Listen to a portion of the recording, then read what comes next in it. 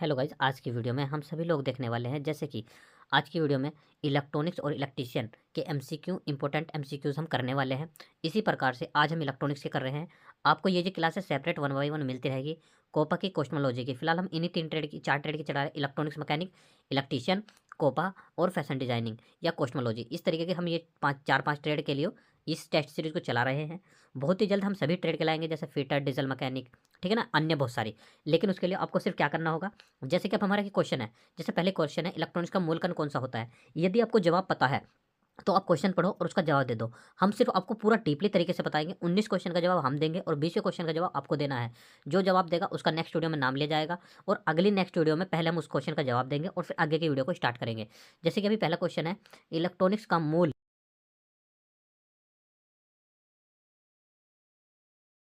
B electron. ठीक है, तो ये छोटी छोटी चीज़ें होती है। देखो, इलेक्ट्रॉनिक्स और इलेक्ट्रीशियन का जो लगभग सिलेबस सेम होता है, सिर्फ कुछ अंतर होता है, वो हम आपको बता देंगे कि कहाँ से अंतर है। ठीक है, जैसे कि अब अगला क्वेश्चन है क्या, डायोड। ठीक है, अगला क्वेश्चन क्या है दोस्तों, डायोड। अब डायोड में कितने टर्मिनल होते हैं, तो डायोड में आपके कितने टर्मिनल होते हैं, ऑप्शन है 1, 2, 3 या 4। इसका सही आंसर हो जाएगा दोस्तों 2। अब टर्मिनल होते कौन कौन से हैं, सबसे पहले तो हमारा जो डायोड होता है, देखिए अगर इन्हें डायोड की बात किया, डायोड हमारे पास होते हैं कई प्रकार के। जैसे कि नंबर 1 की बात करें, P N junction diode, Schottky diode, Zener diode, vector diode, tunnel diode. ठीक है, ये हमारे पास 5 प्रकार के डायोड होते हैं। इसमें दोनों सभी डायोड में चीज़ होती है क्या, एनोड और कैथोड।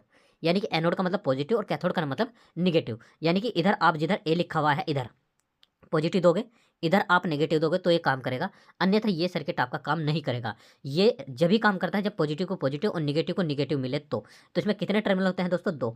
यानी कि ऑप्शन नंबर बी इसका सही आंसर हो जाएगा। तो ये देखो, चीज़ छोटी है, आपने सुना भी होगा, पढ़ा भी होगा। जनरेटर में आप जो रेक्टिफायर का नाम सुनते हो, देखिए रेक्टिफायर और डायोड सेम ही चीज़ होती है, बस नाम बदल जाता है और वहाँ से उनका थोड़ा सा कार्य बदल जाता है। अब जैसे हम नेक्स्ट वीडियो में देखें तो कार्य बदल जाता है, तो इस चीज़ का ध्यान रखना दोस्तों। छोटी छोटी चीज़ें होती है जो को आपको पता भी होनी चाहिए। ठीक है ना दोस्तों, जो कि आपको पता भी होनी चाहिए। साथ के साथ आप नोट्स भी बना सकते हो और जैसा आपको उचित लगे आप उसके अकॉर्डिंग कर भी सकते हो। अब जैसा अगला क्वेश्चन है, रेक्टिफायर का उपयोग किया जाता है। रेक्टिफायर का उपयोग किया जाता है एसी को डीसी बदलने में या डीसी को एसी में बदलने में, वोल्टेज को बढ़ाने के लिए, करंट को घटाने के लिए। दोस्तों, अगर आप ध्यान से समझो तो देखो, रेक्टिफायर का काम क्या होता है, जो एसी वोल्टेज आती है, जैसे आपको फोन का चार्जर का काम क्या होता है, आप एसी में लगाते हो लेकिन फोन के अंदर बोर्ड बैटरी कौन सी है दोस्तों, डीसी की। तो यानी एसी को डीसी में करने का काम कौन करता है, रेक्टिफायर। ठीक है, तो इसका सही आंसर तो हो गया ऑप्शन नंबर ए। लेकिन अब क्वेश्चन आगे भी है इसके जवाब। डीसी को एसी में कौन बदलता है, रेक्टिफायर, जो सॉरी डीसी को एसी में कौन बदलता है, इन्वर्टर। आप इन्वर्टर देखते हैं घरों में, आपके नीचे जो मतलब बैटर होता है, बैटरी में कुछ बैकअप होता है, उस बैकअप को जो इन्वर्टर होता है वो किस में परिवर्तित करके देता हो, एसी में। ठीक है, अभी वहाँ से आप चार्जिंग पार्ट मत जोड़ो कि मेन सप्लाई से वो पहले बैटरी को चार्ज करता है, चार्ज करने के बाद वो फिर हमें सप्लाई देता। आप ये मान के चलो, उसको आपको मेन सप्लाई कहीं से नहीं दी, आपके पास एक इन्वर्टर है, एक बैटरा है। ठीक है, एक इन्वर्टर है, एक बैटरा है। अब उस कंडीशन में आप उसके तार जोड़ देते हो, तो आप इन्वर्टर से आउटपुट में क्या लोगे, जब आप इन्वर्टर से आउटपुट में लोगे तो क्या लोगे दोस्तों, एसी। ठीक है ना, ये उसकी कंडीशन होती है जब हम मेन सप्लाई नहीं ले रहे। हालांकि उसके अंदर रेक्टिफायर भी लगा हुआ होता है। ठीक है, उसके बाद वोल्टेज को बढ़ाने के लिए और वोल्टेज को घटाने के लिए। देखो दोस्तों, वोल्टेज को बढ़ाने और घटाने का जो काम होता है वो करता है ट्रांसफार्मर।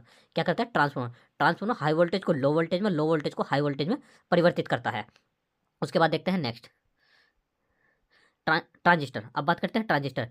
ट्रांजिस्टर में कितने टर्मिनल होते हैं, ट्रांजिस्टर में दोस्तों आपके होते हैं 2 टर्मिनल, 3, 4 या 5।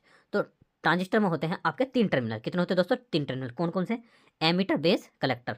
कौन कौन से, एमीटर, बेस, कलेक्टर। सबसे पहले आपके जो ट्रांजिस्टर होते हैं वे होते हैं 2 प्रकार के, पी एन पी और एन पी एन। ठीक है, पी एन पी और एन पी एन होते हैं। अब इनमें सबसे बड़ी चीज़ क्या होती है, 3 टर्मिनल होते हैं, एमीटर, बेस और कलेक्टर।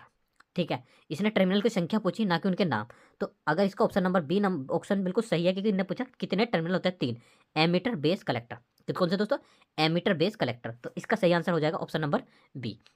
तो ये चीज़ छोटी है, लेकिन आपको यकीन मान के चलना दोस्तों, क्वेश्चन बी 19-20 है, लेकिन आपको जो निचोड़ मिलेगा वो पूरे ओवरऑल इलेक्ट्रॉनिक्स का ही मिलेगा। तो आप ये मत सोचो कि जो चीज़ आपको बताई गई है वो गलत है। ठीक है, तो आप अच्छे तरीके से एक बार में अच्छे तरीके से रीड करते चलो किसी भी चीज़ को। नेक्स्ट क्वेश्चन है, ट्रांजिस्टर के टर्मिनल कौन कौन से होते हैं। तो देखो दोस्तों, कौन कौन से होते हैं, जैसे कि अभी हमने आपको बताया एमीटर, बेस, कलेक्टर। तो इसका ऑप्शन नंबर ए बिल्कुल सही है। देखो क्वेश्चन पीछे था, यहाँ भी आ गया, emitter, base, collector. Anode cathode के किस में होते हैं दोस्तों, एससीआर में।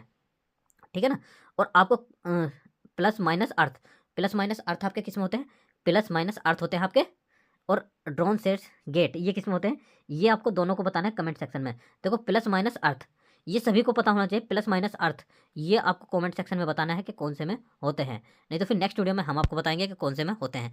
यदि आप रीड कर रहे हो, यदि आप पढ़ रहे हो तो आपको निश्चित रूप से पता होगा, यदि आप थोड़ी सी भी मेहनत करते हो तो। उसके बाद है एलईडी। ठीक है दोस्तों, क्या है एलईडी, एलईडी का पूरा नाम क्या होता है, light emission diode, light emitting diode, low emitting diode या लाइट एनर्जी डायोड। ठीक है, तो इसका सही आंसर हो जाएगा दोस्तों ऑप्शन नंबर बी। क्या हो जाएगा, option number B, light emitting diode. जो लाइट इमिटिंग डायोड होता है वो एलईडी की फुल फॉर्म होती है, और आपको यहाँ कमेंट सेक्शन में बताना है एलसीडी की फुल फॉर्म। ठीक है ना दोस्तों, एलसीडी की फुल फॉर्म आपको कमेंट सेक्शन में बताना कि एलसीडी की फुल फॉर्म क्या होती है। आप कितनी मेहनत कर रहे हो वो हमें यहाँ से आपको पता लग जाएगा कि आपकी मेहनत कितनी है। यदि आप मेहनत कर रहे हो तो पता लग जाएगा, यदि आप मेहनत नहीं कर रहे तो वो आपको पता लग जाएगा। ठीक है, उसके बाद है रेजिस्टेंस का प्रतीक किस अक्षर से दर्शाया जाता है।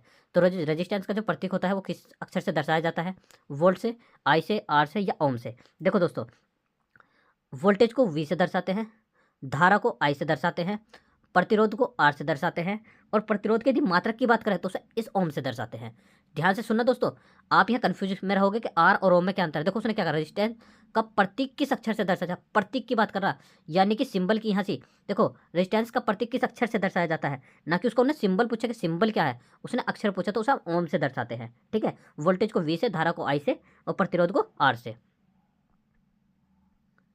उसके बाद रेजिस्टेंस की इकाई क्या होती है, रेजिस्टेंस का मतलब आपका प्रतिरोधी है, तो रेजिस्टेंस की इकाई आपकी क्या होती है, देखो वोल्ट वोल्टेज की, एम्पियर धारा की।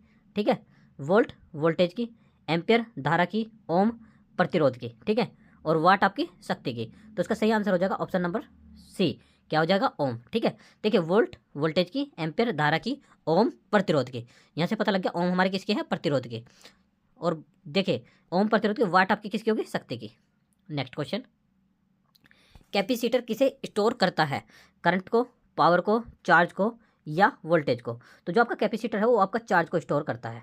ठीक है ना, वो किस चीज़ को स्टोर करता है, चार्ज को। तो वो कुछ देर के लिए स्टोर करता है, परमानेंटली से कुछ देर के लिए स्टोर करता है और बाद में धीरे धीरे रिलीज कर देता है। उसके बाद है कैपेसिटर की इकाई क्या होती है। दोस्तों यहाँ कैपेसिटर का मतलब कंडेंसर से ही है, किसी के मन में आ रहा हो कैपेसिटर क्या है, कैपेसिटर कंडेंसर ही है, ये संधारित्र भी हम इसे बोलते हैं।